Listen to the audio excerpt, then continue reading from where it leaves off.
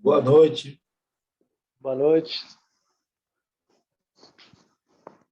Vamos começar então, né?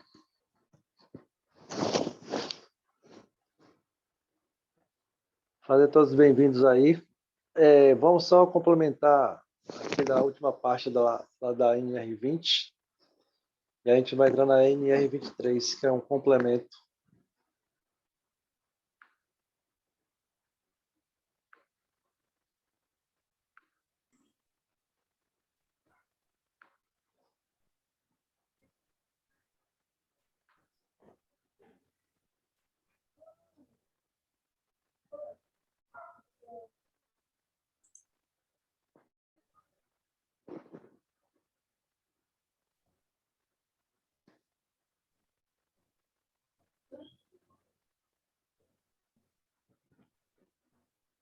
A NR20 fala sobre combustíveis inflamáveis, né? Deixa eu só colocar na parte que a gente parou, lá no finalzinho. É o tempo que o pessoal vai. Se tiver alguém para entrar aí.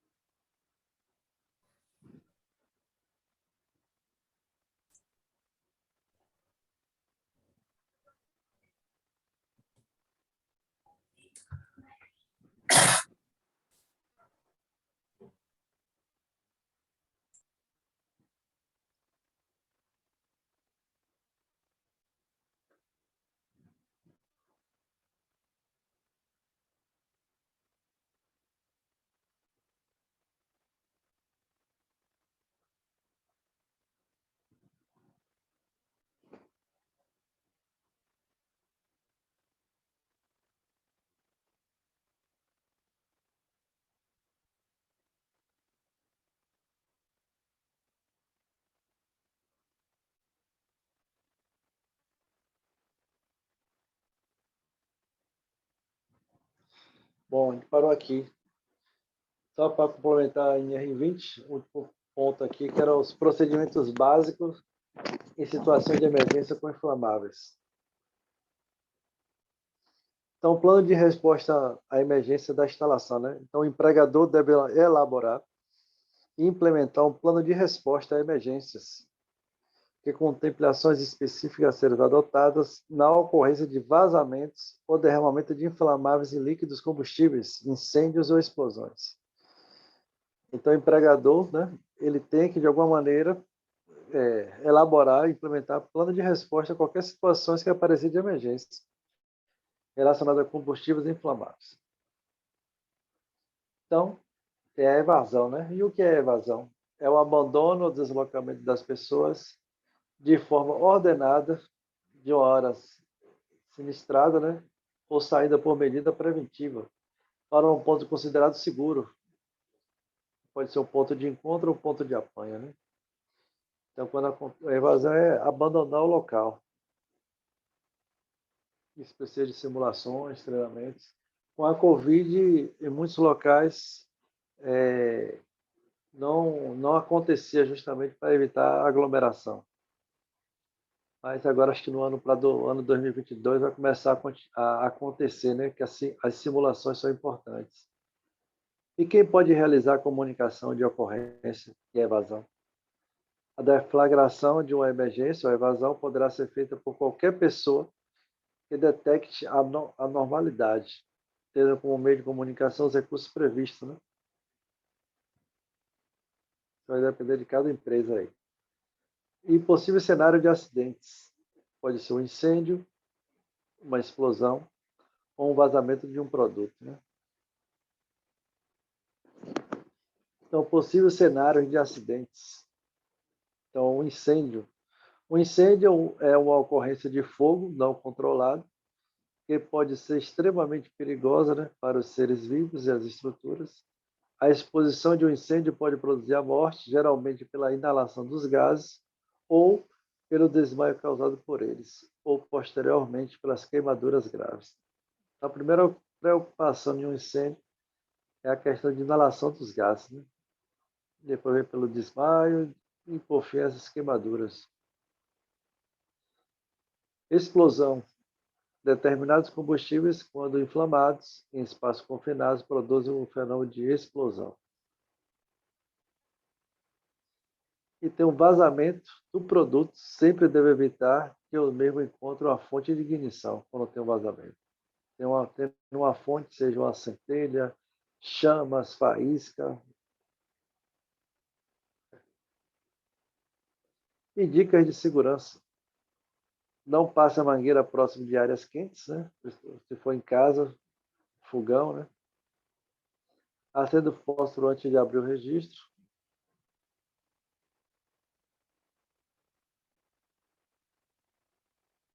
Possíveis cenários de acidente. Jamais deite botijões de GLP, né? Grande perigo de explosão. Muita gente tem essa prática de deitar, né, os botijões de GLP, dizendo que ainda tem como usar o gás quando está acabando, né? Mas é uma prática totalmente proibida, né? Para evitar explosão. E como identificar que está em emergência? Nós, em várias empresas tem sistema de alarme de emergência, ou sinal luminoso na parte de evasão, né? Ou sirene eletrônica. Geralmente, alarme de emergência, o sinal é intermitente, né? Toca, para, toca, para. Isso significa que ali é um alarme de emergência. E no final de emergência, se tem um sinal contínuo, né? Que sinaliza que aquela emergência já findou.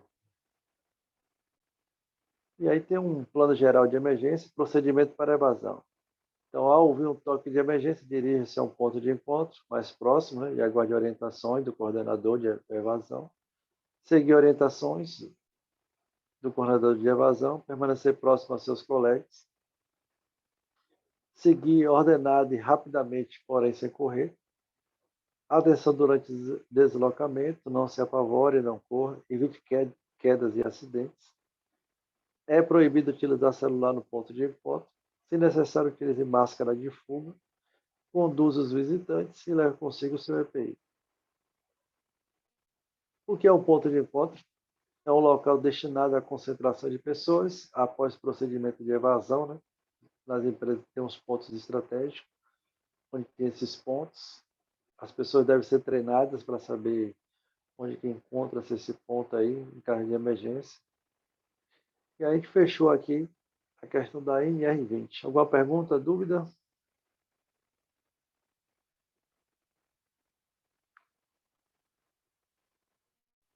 Então vamos para a NR23.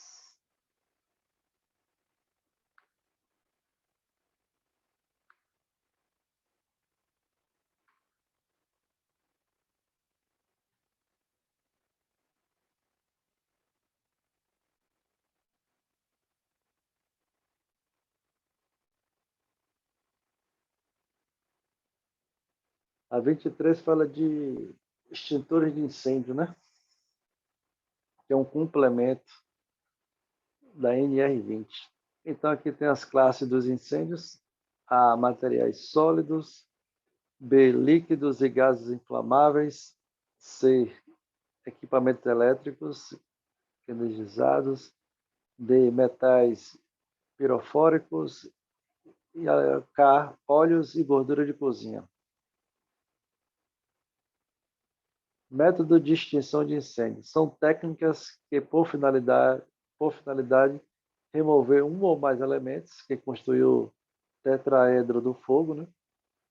Seja por resfriamento, que tem por finalidade abaixar a temperatura do material; tem por abafamento, que é retirar o comburente para abaixar a sua concentração, menos de 16%, né, do oxigênio; isolamento, isola o fogo retirando todo o combustível e o alimento; e quebra de reação em cadeia. Quebra a reação em cadeia através de produtos químicos que atuam. Então, por resfriamento, é uma imagem aqui mostrando como é que se faz, né?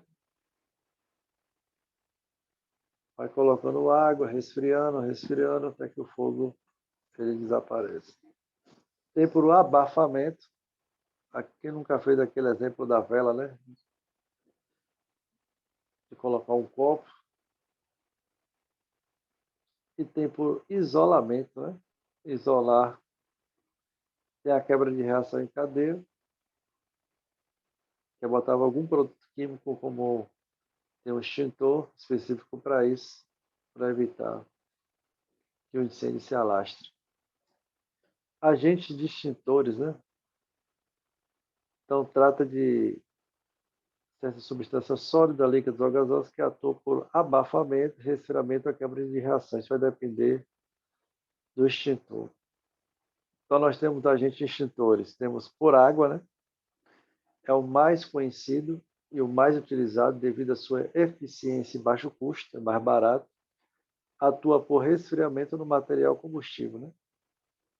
Temos de gás carbônico, é chamado de agente limpo por não deixar resíduo. É um gás inerte, né? Por ser mais pesado do que o ar e não condutor de eletricidade. É encontrado em cilindros portáteis de alta pressão e em sistemas fixos e atua por abafamento. Ele abafa, né? E tem o de espuma, é proporcionado por aparelhos especiais de esguiche aos extintores e adicionado a ar, a solução da água mais LGE, forma pequenas bolhas aderentes entre si, que constituem um verdadeiro cobertor, impedindo o fornecimento de oxigênio. Atua por abafamento ou resfriamento. Temos o pó químico BC, que é composto de partículas finíssimas, né, à base de bicarbonato de sódio ou bicarbonato de potássio. Então, contato com o material aquecido, parte se decompõe, o que acaba auxiliando na extinção do fogo, pela quebra da reação em cadeia. E tem um pó químico ABC, né? Composto à base de fosfato de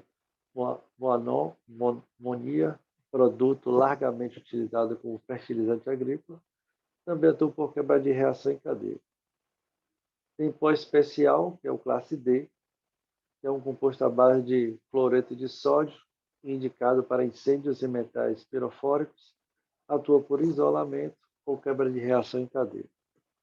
E também temos acetato de potássio, classe K, contém uma solução especial de acetato de potássio diluída em água.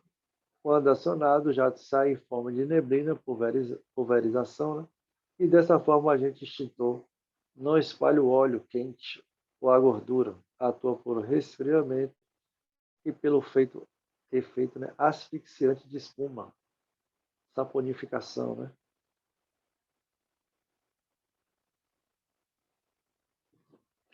Aqui tem o extintor de incêndio, extintor de água versus água demineralizada, né? Qual a diferença de um do outro? Tem os prós e os contras, né?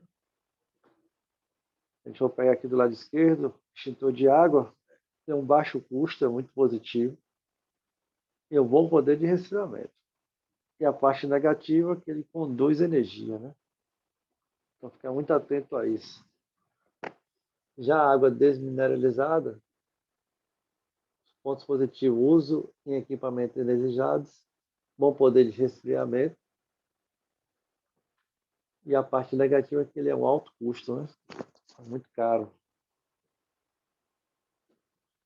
Tem um extintor de CO2, os pontos positivos não deixa resíduo, né? Muito bom para líquidos inflamáveis. E o ponto negativo, pouca eficiência em áreas abertas. Com a área bem aberta, é pouco eficiente. Aí vem o extintor de espuma, o mais adequado para líquidos inflamáveis, no caso da NR20, né?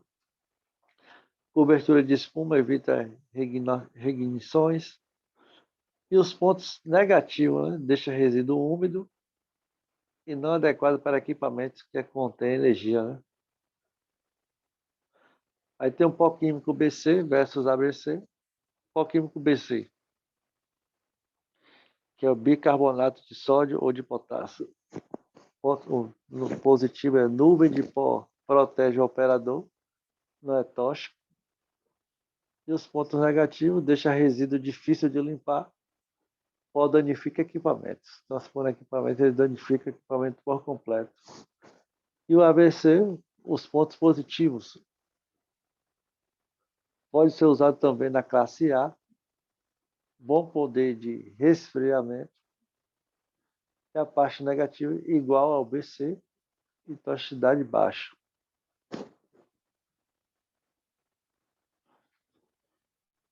Extintor halogenado, né? Pontos positivos, não deixa resíduo, adequado para as 3 classes de incêndio. E a parte negativa é agressiva ao meio ambiente, que é a camada de ozônio.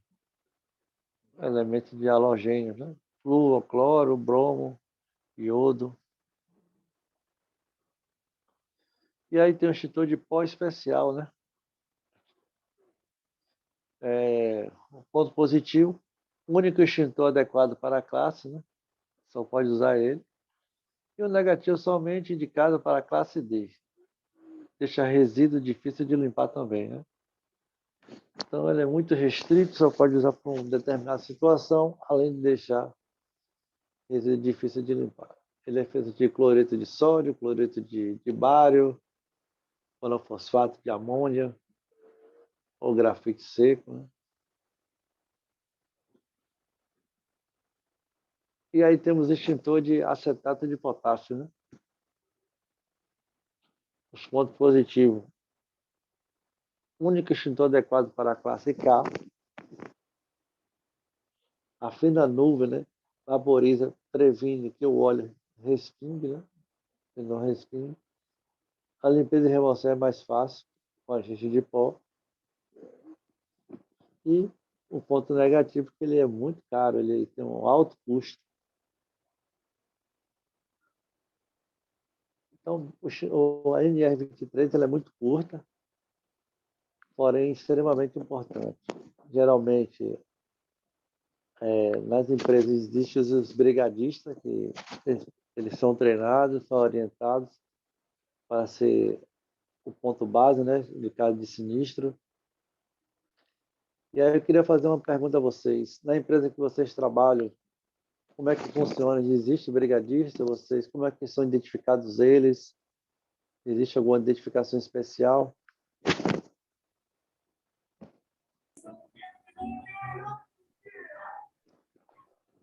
No momento eu não estou trabalhando, então. Uhum.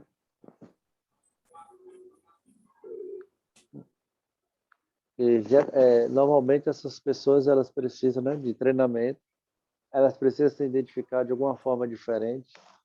Pode ser por um emblema na camisa ou no capacete, um broche, e eles precisam ser a linha de frente, né? Caso aconteça algum sinistro, eles que têm que tomar ação, não só de ir lá e combater o princípio de incêndio, mas de fazer a evasão, né? Evacuar a área, tirar as pessoas dos locais, orientar o que tem que ser feito, saber como manusear um extintor. Então, de tempos em tempos, precisa de treinamentos, né? De simulações, para que as pessoas possam estar preparadas. Eu participei de um sinistro numa empresa grande, onde quando realmente aconteceu esse princípio de incêndio, as pessoas estavam despreparadas, acho que talvez por falta de simulações, né? E fazer treinamento uma vez por ano, mas não ter simulações, isso é um grande perigo. Foi isso que aconteceu. Então, quando aconteceu esse princípio de incêndio, as pessoas estavam despreparadas. Foi num turno que geralmente não tem muitas pessoas, do administrativo, um turno à noite. Então, foi acompanhado, né, e registrado que as pessoas sem treinamento foi pegar a mangueira de bombeiro, de combate a incêndio. Não só como pegar a mangueira, tomou um supapo, algumas pessoas caíram, se machucaram. Algumas pessoas foram até o local tentar apagar um incêndio sem máscara, e aí começaram a inalar a fumaça e começaram a passar mal. Então, foram várias coisas que foram acontecendo, né, nesse ocorrido, que fez com que a empresa pudesse mudar todo o curso relacionado a essa INR, né? Então, como ela é extremamente importante. Raramente acontece, mas quando acontece, as pessoas precisam estar totalmente prontas para o combate a esse tipo de sinistro. Então, basicamente é isso. Alguém tem alguma pergunta que gostaria de fazer?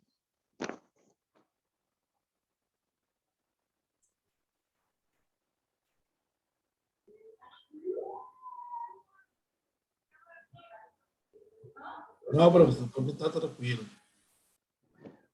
Então, beleza, então. Então, na próxima aula, a gente vai falar mais sobre a NR26, que vai ser um complemento. A 23 é bem curtinha mesmo. A 26 ela tem muito assunto, que ela fala sobre a gestão de produtos químicos, que é uma outra grande preocupação, onde de 10 acidentes que acontecem lá nas empresas, 6 é por motivo de estar relacionado a produtos químicos.